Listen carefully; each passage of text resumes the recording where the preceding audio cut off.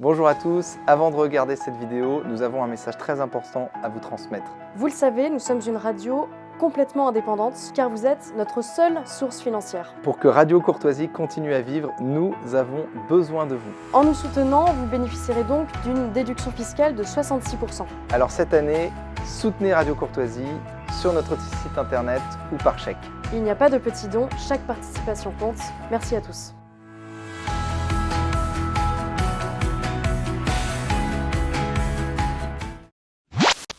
Indépendance totale. 7h, 10h sur Radio Courtoisie, ligne droite, Corentin Périni. Alors selon un article du Monde du 27 octobre dernier, l'analyse de la communauté du renseignement intérieur sur la situation française serait moins alarmante que l'on pourrait le croire. Alors pour reprendre leurs mots précisément, je cite, « Le discours politique public tend souvent à dramatiser la situation ». Alors qu'en est-il vraiment ? Le média Le Monde a-t-il vu juste ou est-il à côté de la plaque ? Le climat pourtant semble exploser de toutes parts. Alors l'attaque du Hamas du 7 octobre en Israël s'est importée à travers le monde occidental. Il y a eu des manifestations pro-Palestine qui se sont enchaînées, Londres, à Paris, en Berlin, à New York et d'autres capitales, s'accompagnant évidemment d'un antisémitisme grandissant.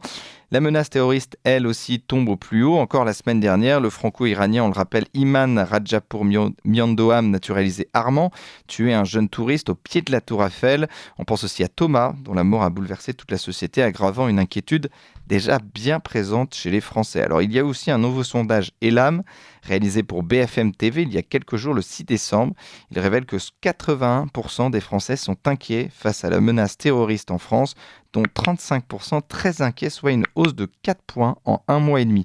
Alors qu'en est-il vraiment de cette menace terroriste ? Comment nos services de renseignement s'organisent-ils pour le contrer ? Pour en parler ce matin, nous sommes avec Alain Juillet. Bonjour Alain Juillet. Bonjour. Vous êtes ancien directeur du renseignement à la DGSE, la Direction Générale de la Sécurité Intérieure, puis vous étiez haut responsable chargé de l'intelligence économique auprès du Premier ministre François Fillon jusqu'en 2009. Alors je voulais revenir sur cette menace terroriste qui a évidemment explosé après l'attaque du 7 octobre. Est-ce que la menace s'est accrue ces derniers temps ou alors, comme Le Monde, vous pensez que le discours politique public tend souvent à dramatiser la situation ? Moi, je pense exactement. Je pense comme Le Monde et je pense comme les responsables des services de renseignement selon Le Monde. Hein, le risque est beaucoup moins fort que ce qu'on peut raconter. Si vous voulez, il faut pas oublier une chose, c'est que d'abord, le Hamas lui-même est un groupe terroriste, certes, mais c'est un groupe qui n'a jamais fait d'attaque en dehors d'Israël. Il ne faut jamais l'oublier, hein. Jamais il y a eu le moindre attentat en dehors d'Israël. Donc, de ce côté-là, déjà, le risque est très réduit. Alors après, bien sûr, le risque qui reste, le risque résiduel, si vous voulez, c'est que c'est avec l'antisémitisme, c'est-à-dire que des gens, en particulier les individus seuls, excités, furieux, basculent dans des attaques terroristes. Mais ça ne peut rester que des cas individuels et très rares, comme on le voit actuellement en Europe. Et alors justement, donc il y a beaucoup de petits attentats en Europe. Alors on rappelle ce qui s'est passé avec notamment Iman Rajapour Miandoham. C'était samedi 2 décembre au soir dans le 15e arrondissement de Paris. Donc c'est la mort qui a entraîné la mort donc d'un touriste, blessé 2 autres personnes. Et l'homme est actuellement en garde à vue auprès de la DGSI. Et il était déjà connu des services spécialités. Il a été incarcéré en 2016, condamné à 4 ans de prison en 2018. Et puis il est sorti en 2020. Alors c'est un profil par exemple de terroriste, c'est une histoire qui peut se répéter, vous pensez ? Ou alors justement c'est un cas isolé ? Non, ça c'est ceux-là qui sont le risque, si vous voulez. Le risque terroriste aujourd'hui, ce sont des attaques individuelles par des gens qui sont déjà, comme je disais tout à l'heure, plus ou moins excités, donc déjà repérés, identifiés pour la plupart d'entre eux, mais on ne peut pas tous, bien sûr, les mettre en prison ou tous les contrôler en permanence. Le risque, il est là, il est pratique. Pour le moment, alors c'est d'autant plus important, si vous voulez, que dans ce qui se passe aujourd'hui, les pays qui traditionnellement ont été dans le passé un des supports financiers ou idéologiques du terrorisme, comme l'Iran ou l'Arabie Saoudite quand elle soutenait certains mouvements, ou le Qatar, aujourd'hui tous ces pays-là font le profil bas et ne veulent surtout pas paraître pour des gens actifs dans le terrorisme, puisque leur plan c'est de montrer au contraire que c'est Israël qui se comporte mal. Donc il faut écouter ce que dit le monde, enfin, à travers le monde, il faut écouter ce que disent les services de renseignement. Mais c'est vrai que sur le plan médiatique, sur le plan politique, c'est moins sympa, ça fait moins vendre. Faut être clair. Et voilà. Et notamment, donc, c'était un profil dangereux, c'est ce qu'a détaillé Grégory Joron, qui était secrétaire national d'unité CGP Police. Il faisait l'objet, je cite, d'une surveillance particulière, mais qui n'était pas réalisable 24 heures sur 24. Nous n'en avons pas les moyens. Donc finalement, et combien de personnes, combien il y a d'Iman Rajapour Myandowam en France qu'il faudrait surveiller 24 heures sur 24, et finalement, on nous explique qu'on n'a pas les moyens de le faire. Alors, d'une part, pour les chiffres, il faudrait savoir, il n'y a que la DGSI qui peut vous donner les chiffres. Peut-être la DGSE, mais elle ne parle pas. Pour ensuite les surveiller, il faut bien se rendre compte que pour surveiller quelqu'un jour et nuit, ce n'est pas une personne qu'il faut, c'est une douzaine de personnes qui sont mobilisées. Donc, si vous voulez, je prends l'exemple, un chiffre qui n'a rien à voir avec la réalité, mais s'il y avait 10 000 fichiers, par exemple, considérés comme dangereux, ça voudrait dire qu'on aurait à peu près 120 000, 130 000 personnes qui seraient chargées de surveiller toute la police nationale. C'est absolument impossible. Donc, on utilise des moyens, évidemment, les moyens à condition que, bien sûr, les autorités concernées le permettent. On utilise tous les moyens de surveillance, mais on ne peut pas tout surveiller. Donc, il y a toujours une part de risque. Mais de toute manière, il y a toujours une part de risque inévitable, je dirais malheureusement, parce que ça fait partie des choses de la vie. Alors justement, on parle de ces fichiers S. Comment ils doivent être gérés, ces fichiers S? Parce qu'on ne peut pas les surveiller 24 heures sur 24. Et puis, quels sont les critères aussi? À partir de quel moment on commence à être fichier S, on commence à être considéré comme dangereux? Est-ce que même au sein des fichiers S, il doit y avoir des nuances entre les gens qui sont très dangereux et puis les gens finalement seulement qui sont proches des thèses radicales, notamment de l'islam?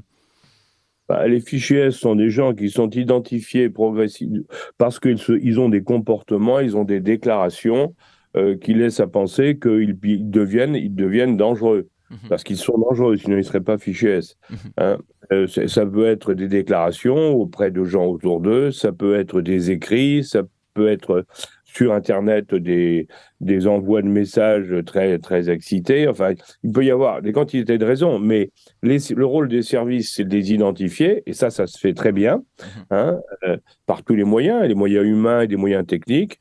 Mais une fois qu'on les a identifiés, ensuite, bien entendu, il faut essayer de les surveiller. Et si on détecte, mais avec les moyens qu'on a, si on détecte à un moment qu'ils risquent de passer à l'acte, alors évidemment, à ce moment-là, il y a une surveillance qui est renforcée et on prend toutes les mesures qu'il faut. Mais si vous voulez, les gens peuvent être fichiers S et pas toujours être prêts à passer à l'acte, bien au contraire. Oui, c'est ça, parce que quand on entend les gens qui expliquent s'ils sont binationaux, il faut les renvoyer donc, dans l'autre pays dans lequel ils ont une nationalité, ou alors il faut condamner fermement avant même qu'ils passent à l'acte, dans l'adage « mieux vaut prévenir que guérir ». Vous comprenez en tout cas cette envie de la population quand elle voit par exemple ce qui s'est passé samedi. Bien sûr, mais la population, elle a du mal à comprendre que quelqu'un qui a été fiché et autres puisse commettre un attentat et qu'on ne l'ait pas empêché, c'est normal. Mais elle n'a pas conscience d'abord de la difficulté de surveiller tout le monde. Et alors, quant à l'expulsion, bien sûr que toute personne, moi je vais faire partie de ceux qui sont convaincus que pour les binationaux, puisque là, il n'y a pas de problème d'apatride, parce que c'est ça le binational. Si vous êtes national et qu'on vous expulse, vous devenez apatride. Donc ça, c'est pas possible, c'est illégal au niveau mondial. Mais si vous êtes binationaux et que vous avez commis un crime ou une faute qui a été condamnée, on devrait pouvoir les expulser. Le problème, c'est qu'il faut fixer le niveau à partir duquel les gens sont expulsables.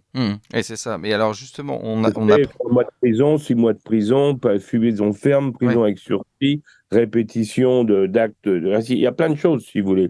Et ça, c'est absolument pas défini chez nous, malheureusement.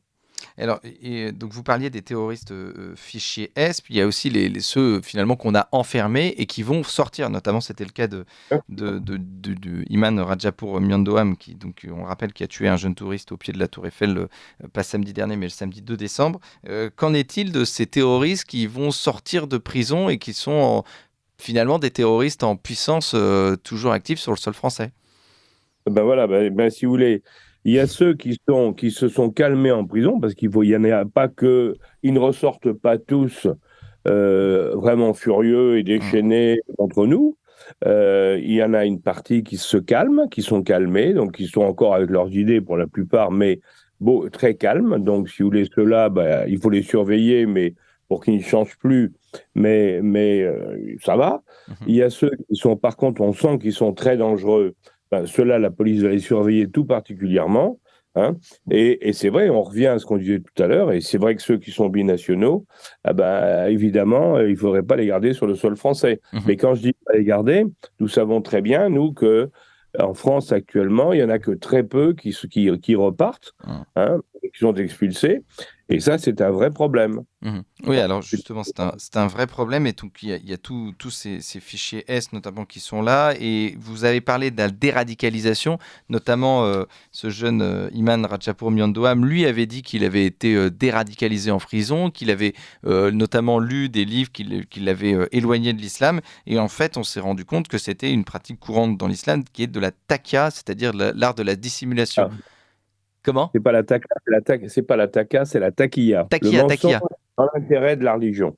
C'est ça, taqiyya, oui, exactement. Alors, c'est difficile notamment de se dire, à la fois ils sont déradicalisés et en même temps, s'ils utilisent la taqiyya... non, mais ceux qui font les analyses, si vous voulez, au moment où ils vont sortir ou autre, ceux qui font les analyses sont des gens qui en général connaissent bien et le Coran et l'environnement et ces gens-là, et a priori, leur travail, c'est vraiment de détecter s'ils mentent ou s'ils disent la vérité.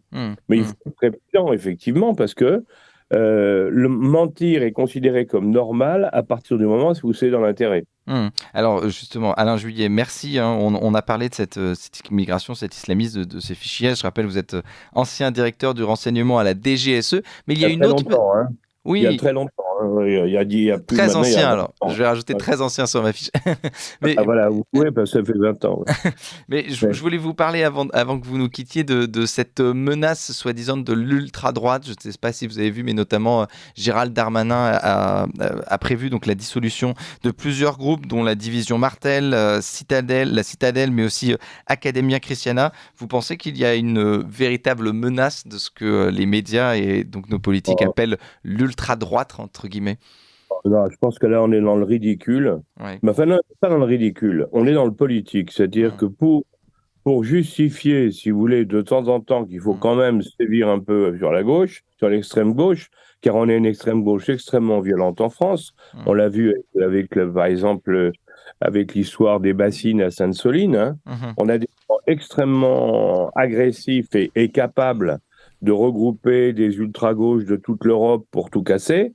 Eh bien, en face, pour compenser et pour que la gauche n'ait pas l'impression qu'on ne vise qu'elle, les politiques pratiquement créent de toutes pièces ou presque l'ultra-droite, parce que l'ultra-droite, excusez-moi, mais à part une manifestation qui s'est passée là et qui a été réprimée d'ailleurs avec une rigueur qu'on n'a pas l'habitude de voir à l'ultra-gauche, à part ça, il n'y a rien.